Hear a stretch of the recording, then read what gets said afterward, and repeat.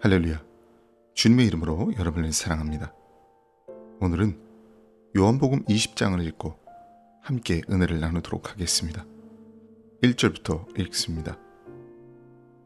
안식 후 첫날 이른 아침, 아직 어두울 때에 막달라 마리아가 무덤에 와서 돌이 무덤에서 옮겨간 것을 보고 시몬 베드로와 예수의 사랑하시던 그 다른 제자에게 달려가서 말하되, 사람이 주를 무덤에서 가져다가 어디 두었는지 우리가 알지 못하겠다 하니, 베드로와 그 다른 제자가 나가서 무덤으로 갈새 둘이 같이 다름질하더니 그 다른 제자가 베드로보다 더 빨리 달아나서 먼저 무덤에 이르러 구부려 세마포 놓인 것을 보았으나 들어가지는 아니하였더니, 시몬 베드로도 따라와서 무덤에 들어가 보니 세마포가 놓였고 또 머리를 쌌던 수고는 세마포와 함께 놓이지 않고 딴 곳에 개켜 있더라.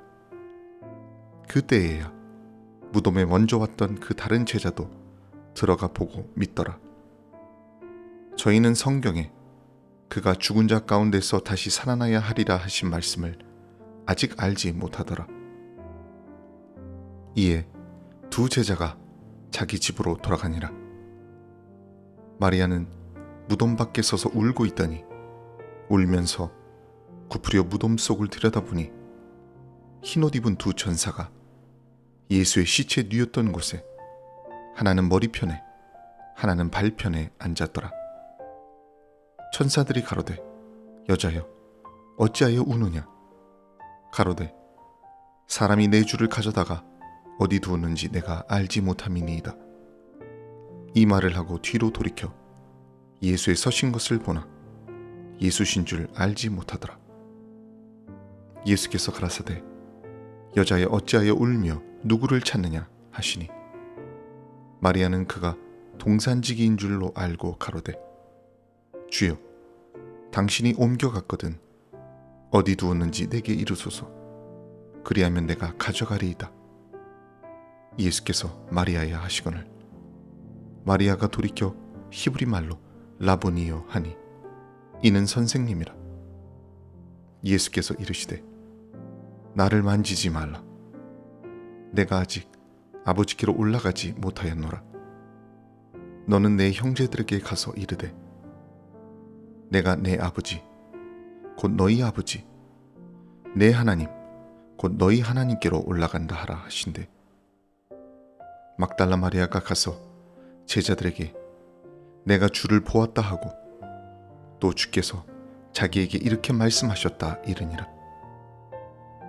이날 곧 안식 후 첫날 저녁 때에 제자들이 유대인들을 두려워하여 모인 곳에 문들을 닫았더니, 예수께서 오사 가운데 서서 가라사대, 너희에게 평강이 있을지어다. 이 말씀을 하시고 손과 옆구리를 보이시니 제자들이 주를 보고 기뻐하더라. 예수께서 또 가라사대, 너희에게 평강이 있을지어다. 아버지께서 나를 보내신 것 같이 나도 너희를 보내노라. 이 말씀을 하시고 저희를 향하사 숨을 내쉬며 가라사대, 성령을 받으라. 너희가 네 죄든지 사하면 사하여질 것이요 네 죄든지 그대로 두면 그대로 있으리라 하시니라. 12 제자 중에 하나인 디두모라 하는 도마는 예수 오셨을 때에 함께 있지 아니한지라. 다른 제자들이 그에게 이르되, 우리가 주를 보았노라 하니, 도마가 가로되, 내가 그 손에 못자국을 보며 내 손가락을 그 못자국에 넣으며 내 손을 그 옆구리에 넣어보지 않고는 믿지 아니하겠노라 하니라. 여드레를 지나서 제자들이 다시 집 안에 있을 때에 도마도 함께 있고 문들이 닫혔는데, 예수께서 오사 가운데 서서 가라사대, 너희에게 평강이 있을지어다 하시고 도마에게 이르시되, 네 손가락을 이리 내밀어 내 손을 보고 네 손을 내밀어 내 옆구리에 넣어보라. 그리하고 믿음 없는 자가 되지 말고 믿는 자가 되라. 도마가 대답하여 가로되 나의 주시며 나의 하나님이시니이다. 예수께서 가라사대 너는 나를 본고로 믿느냐? 보지 못하고 믿는 자들은 복되도다 하시니라. 예수께서 제자들 앞에서 이 책이 기록되지 아니한 다른 표적도 많이 행하셨으나 오직 이것을 기록함은 너희로 예수께서 하나님의 아들 그리스도이심을 믿게 하려 함이요 또 너희로 믿고 그 이름을 힘입어 생명을 얻게 하려 함이니라. 요한복음 20장은 기독교 신앙의 심장이라고 할 수 있는 예수 그리스도의 부활을 증거하는 장입니다. 십자가가 모든 인류의 죄값을 담당하신 사건이라면 부활은 그 대속의 열매로 주어진 것으로서 죄와 죽음의 권세를 깨뜨린 사건입니다. 요한복음 20장은 단순히 예수께서 다시 살아나셨다는 사실만을 기록한 장이 아닙니다. 부활하신 주님께서 슬픔과 두려움과 낙심과 의심 속에 있는 제자들을 어떻게 찾아오셨는지를 보여주는 말씀이죠. 본문 1절에 보면 안식 후 첫날 아직 어두울 때에 막달라 마리아가 무덤을 찾아갔습니다. 사실 마리아의 마음속에서 예수님은 이미 죽으신 분이었죠. 주님은 이미 여러 차례 부활을 말씀하셨지만 마리아는 그 말씀을 온전히 이해하지 못하였습니다. 마리아는 슬픔을 안고 무덤을 향해 걸어가고 있었지만 무덤은 이미 열려 있었죠.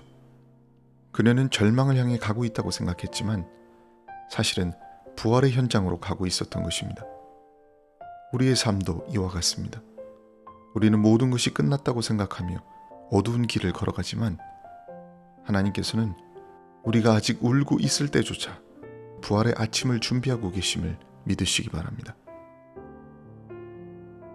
본문 2절로 3절에 시몬 베드로와 예수의 사랑하시던 그 다른 제자에게 달려가 말하되 사람이 주를 무덤에서 가져다가 어디 두었는지 우리가 알지 못하겠다 하니 베드로와 그 다른 제자가 나아가서 무덤으로 갈새 돌이 옮겨진 것을 본 마리아는 곧바로 제자들에게 달려갔습니다.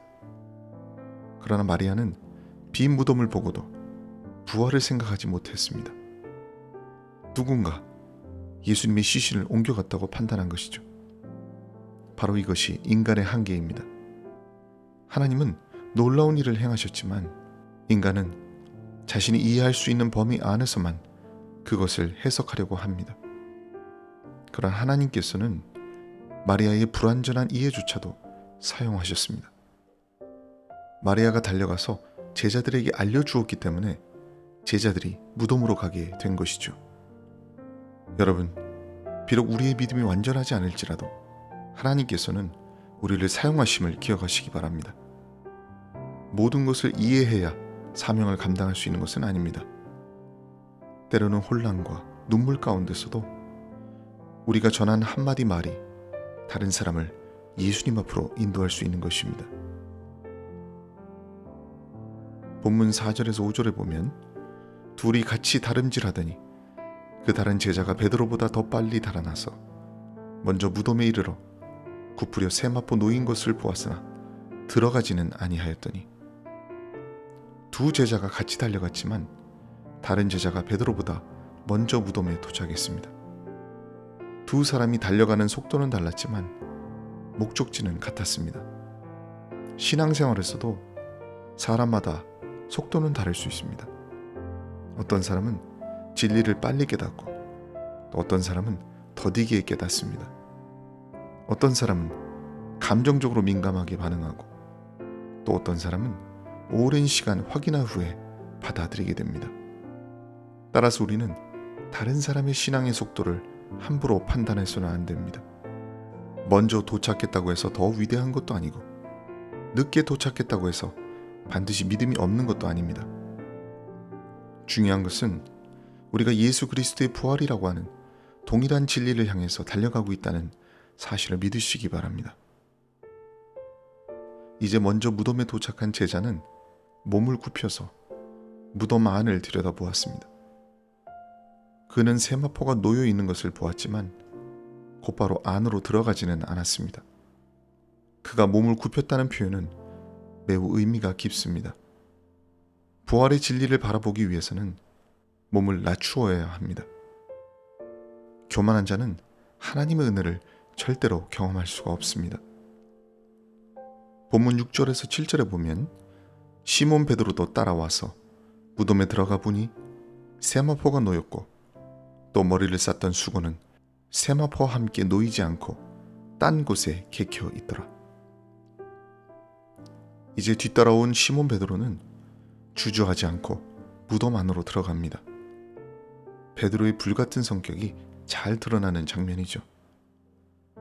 베드로는 그곳에 놓여있는 세마포를 보았습니다. 예수님의 머리를 감쌌던 수건은 세마포와 함께 흐트러지지 않고 따로 놓여 있었습니다. 예수님의 시신이 누군가에게 도난당했다면 시신을 감싸고 있던 세마포가 이토록 질서 있게 남아있을 이유가 없죠. 그들은 빈 무덤과 남겨진 천을 보고 난 뒤에야 조금씩 사건의 의미를 이해하기 시작합니다. 본문 8절에 보면 그때에야 무덤에 먼저 왔던 그 다른 제자도 들어가 보고 믿더라. 이제 나머지 다른 제자도 마침내 안으로 들어갔고 그 놀라운 현장을 보고 부활을 믿게 됩니다. 여기서 중요한 것은 그들이 보는 차원에서 믿음의 차원으로 나아갔다는 사실입니다.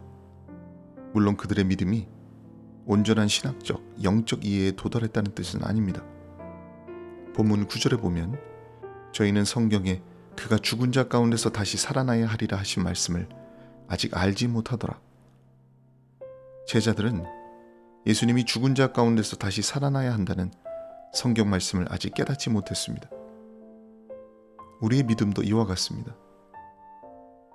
처음부터 모든 것을 다 알고 이해하는 사람은 없습니다. 예수를 믿은 뒤에도 우리는 성경을 통해서 믿음의 의미를 계속 배워야 되고 깨달아야 합니다. 성경은 구약에서부터 직접적이고 간접적인 방식으로 메시아의 고난과 부활을 예고합니다. 시편은 하나님의 거룩한 자가 썩음을 당하지 않을 것을 말하였고, 요나가 물고기 뱃속에서 사흘을 지낸 사건도 예수님의 죽음과 부활을 예표하죠. 제자들은 사건을 먼저 보고 나중에 성경을 이해하게 되는 것입니다. 그러나 현대를 사는 우리들은 성경의 증언과 사도들의 증언을 함께 가지고 있습니다. 그러므로 우리의 믿음은 단순히 감정이나 체험 위에 세워져서는 안 됩니다. 체험은 흔들릴 수 있지만 성경 말씀은 흔들리지 않습니다. 부활신앙은 내가 오늘 특별한 감동을 느꼈기 때문에 유지되는 것이 아니라 하나님께서 성경이 약속하시고 역사 가운데 이루신 사실 위에 세워진 것임을 명심해야 합니다. 본문 11절로 14절에 마리아는 무덤 밖에 서서 울고 있더니 울면서 굽으려 무덤 속을 들여다보니 흰옷 입은 두 천사가 예수의 시체 뉘었던 곳에 하나는 머리편에 하나는 발편에 앉았더라. 천사들이 가로되 여자여 어찌하여 우느냐? 가로되 사람이 내 주를 가져다가 어디 두었는지 내가 알지 못함이니이다. 이 말을 하고 뒤로 돌이켜 예수의 서신 것을 보나 예수신 줄 알지 못하더라. 이제 제자들은 돌아가고 막달라 마리아는 무덤 밖에 남아 울고 있었습니다. 그리고 울면서 다시 무덤 안을 들여다봅니다. 이때 마리아가 흘렸던 눈물은 사랑의 눈물이었죠. 그때 흰옷 입은 두 천사가 나타나 마리아에게 어찌하여 우느냐고 묻습니다. 지금 마리아는 누군가 시신을 가져갔다고 생각하고 있습니다. 그때 그녀가 몸을 돌이킬 때 갑자기 예수님이 부활의 몸으로 그녀 앞에 서 계셨습니다. 그런데 마리아는 아직 예수님을 알아보지 못하였습니다. 우리도 이런 모습일 때가 있습니다. 하나님께서 떠나셨기 때문에 우는 것이 아니라 하나님께서 함께 계심을 깨닫지 못하여 울 때가 많은 것이죠. 그러나 마리아는 울면서도 무덤을 떠나지 않았습니다. 그녀의 이해는 부족하였지만 그녀의 사랑이 그녀를 그 자리에 머물게 만들었던 것이죠. 그렇습니다. 주님을 이해하지 못할 때에도 주님 곁을 떠나지 않는 것이 믿음인 것입니다. 눈물 속에서도 주님에 대한 사랑을 놓지 않고 말씀의 자리와 기도의 자리를 지킬 때 부활의 주님께서는 우리에게 자신을 나타내실 것입니다. 본문 15절에서 16절에 보면 예수께서 가라사대 여자여 어찌하여 울며 누구를 찾느냐 하시니 마리아는 그가 동산지기인 줄로 알고 가로되 주여 당신이 옮겨갔거든 어디 두었는지 내게 이르소서 그리하면 내가 가져가리이다. 예수께서 마리아에 하시거늘 마리아가 돌이켜 히브리 말로 라보니여 하니 이는 선생님이라. 예수님이 마리아에게 왜 울고 있으며 누구를 찾고 있는지를 물으십니다. 마리아는 예수님을 동상 관리인으로 생각했습니다. 그리고 그가 예수님의 시신을 옮겼다면 어디에 두었는지 알려달라고 간청합니다. 이제 예수님께서 마리아의 이름을 부르십니다. 그 순간 마리아의 영의 눈이 열렸습니다. 그는 예수님을 알아보고 히브리 말로 선생님을 뜻하는 호칭으로 부릅니다. 마리아는 예수님의 얼굴을 보고 알아본 것이 아니라 자신의 이름을 부르시는 음성을 듣고 알아봅니다. 여러분, 선한 목자 되신 예수님은 자기 양의 이름을 알고 부르시는 분입니다. 그리고 양은 목자의 음성을 알아듣게 되어 있습니다. 본문 17절에서 18절에 보면 예수께서 이르시되 나를 만지지 말라. 내가 아직 아버지께로 올라가지 못하였노라. 너는 내 형제들에게 가서 이르되 내가 내 아버지 곧 너희 아버지 내 하나님 곧 너희 하나님께로 올라간다 하라 하신대 막달라 마리아가 가서 제자들에게 내가 주를 보았다 하고 또 주께서 자기에게 이렇게 말씀하셨다 이르니라. 마리아는 주님이 살아계심에 너무나 놀라고 감동하여서 예수님을 붙잡고 놓고 싶지 않았습니다. 아마도 마리아는 다시 이전의 시간으로 돌아가고 싶었을 것입니다. 과거 예수님과 함께 갈릴리를 걷던 시절, 말씀을 듣고 식사를 나누던 시절을 회복하고 싶었을 것입니다. 그러나 부활은 새로운 미래로 그들을 이끌어주는 사건입니다. 이제 막달라 마리아는 제자들에게 달려가서 자신이 부활하신 주님을 보았다고 전합니다. 조금 전까지만 해도 울고 있었던 그녀가 부활의 첫 번째 증인이 된 것입니다. 이처럼 예수님을 만난 사람은 복음을 전하는 사람으로 변화됨을 믿으시기 바랍니다. 본문 19절에서 20절에 보면 이날 곧 안식 후 첫날 저녁 때에 제자들이 유대인들을 두려워하여 모인 곳에 문들을 닫았더니 예수께서 오사 가운데 서서 가라사대 너희에게 평강이 있을지어다. 이 말씀을 하시고 손과 옆구리를 보이시니 제자들이 주를 보고 기뻐하더라. 안식 후 첫날 저녁 제자들은 유대인들을 피해 문을 굳게 닫아두고 있었습니다. 예수님의 부활 소식을 들었음에도 불구하고 그들의 마음에는 여전히 두려움이 가득했습니다. 바로 그때 예수님께서 그 닫힌 문을 뚫고 그들 가운데 서 계셨습니다.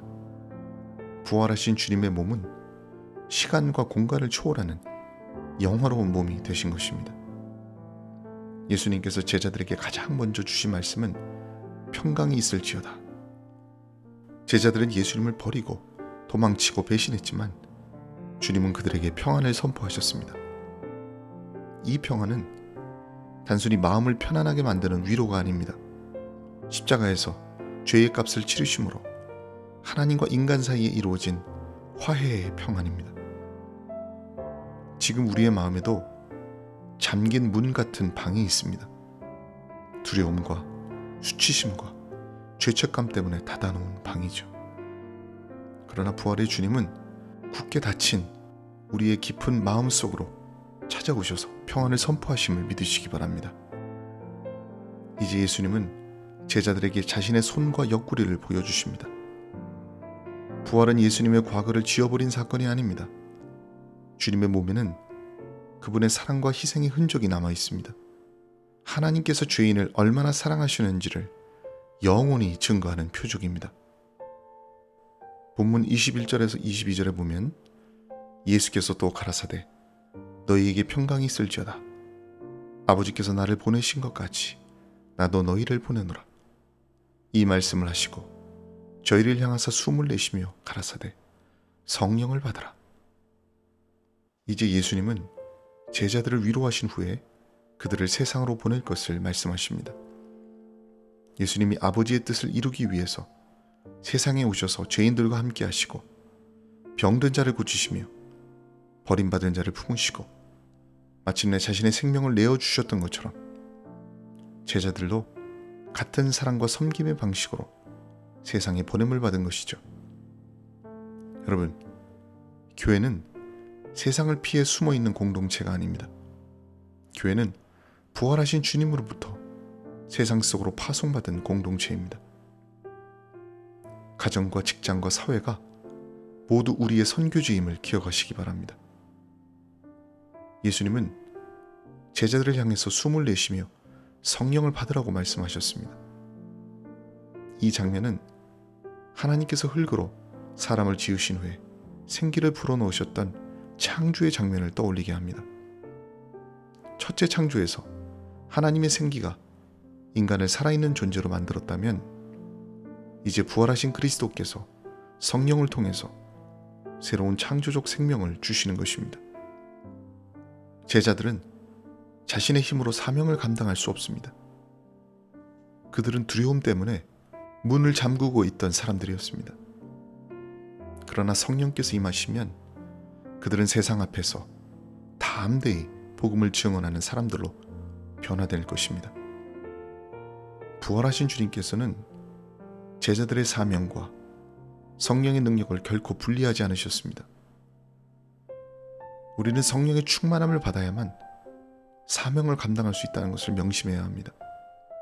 만약 우리가 성령의 충만함이 없이 사역을 행한다면 그것은 인간적인 열심에 지나지 않습니다. 말은 많아질 수 있지만 생명을 살리지 못합니다. 교회는 조직이나 재능만으로 움직이는 공동체가 아닙니다. 부활하신 그리스도께서 보내신 성령의 능력으로 살아가는 공동체임을 기억하시기 바랍니다. 본문 24절에 12제자 중에 하나인 디두모라 하는 도마는 예수 오셨을 때에 함께 있지 아니한지라. 12제자 가운데 하나인 도마는 예수님께서 제자들에게 나타나셨을 때 그 자리에 함께 있지 않았습니다. 성경은 도마가 왜 없었는지 설명하지 않습니다. 그런데 놀라운 것은 8해가 지난 뒤에 제자들과 도마가 함께 있었을 때 예수님이 갑자기 그들 앞에 나타나셨다는 것이죠. 예수님이 도마를 위하여 다시 찾아오신 것입니다. 이것이 선한 목자의 마음입니다. 99마리 양으로 만족하지 않으시고 흔들리는 한 마리 양을 위해 찾아오시는 예수님의 모습이죠. 예수님은 도마에게 자신의 손과 옆구리를 확인하라고 하십니다. 그리고 믿음 없는 상태에 머물지 말고 믿는 사람이 되라 라고 권면하셨습니다. 본문 30절 31절에 보면 예수께서 제자들 앞에서 이 책에 기록되지 아니한 다른 표적도 많이 행하셨으나 오직 이것을 기록함은 너희로 예수께서 하나님의 아들 그리스도이심을 믿게 하려 하며 또 너희로 믿고 그 이름을 힘입어 생명을 얻게 하려 함이니라. 요한은 자신이 복음서를 기록한 목적을 분명히 밝히고 있습니다. 독자들이 예수님께서 그리스도이시며 하나님의 아들이심을 믿고 그 믿음을 통하여 예수의 이름을 힘입어 생명을 얻게 하려는 것이다 라고 말하고 있습니다. 예수님께서 그리스도시라는 말은 그분이 하나님께서 약속하신 메시아이고 구원자이심을 뜻합니다. 예수님께서 하나님의 아들이라는 말은 그분이 단순히 인간 지도자가 아니라 하나님과 하나이신 영원한 아들이심을 의미하죠. 결국 요한복음의 목적은 독자들에게 종교적 지식을 전하는 데 있지 않습니다. 예수님을 믿게 하고 생명을 얻게 하는 데 있습니다. 여러분, 성경을 많이 알아도 예수님께 나오지 않는다면 성경의 목적을 놓치고 마는 것입니다. 여기서 생명은 단지 죽은 후에 천국에 가는 것만을 의미하지 않습니다. 하나님과 단절되었던 사람이 그리스도를 통하여 하나님과 화목하고 지금부터 영원히 하나님을 알고 그분의 생명과 은혜를 풍성하게 누리는 것입니다. 마지막으로 요한복음은 우리 앞에 질문을 던집니다. 예수님이 누구인지 아느냐는 질문을 넘어서 그 예수님을 진정으로 믿느냐고 묻고 있는 것이죠. 여러분 믿으십니까? 믿으셔야 합니다. 예수 그리스도를 믿음으로 그분과 하나 되시기 바랍니다. 그분의 생명을 누리시기 바랍니다. 그분의 구원을 경험하시길 바랍니다. 오늘은 요한복음 20장을 읽고 함께 은혜를 나누었습니다. 여러분의 가정과 삶에 하나님의 은혜가 가득하시기를 주님의 이름으로 축원합니다.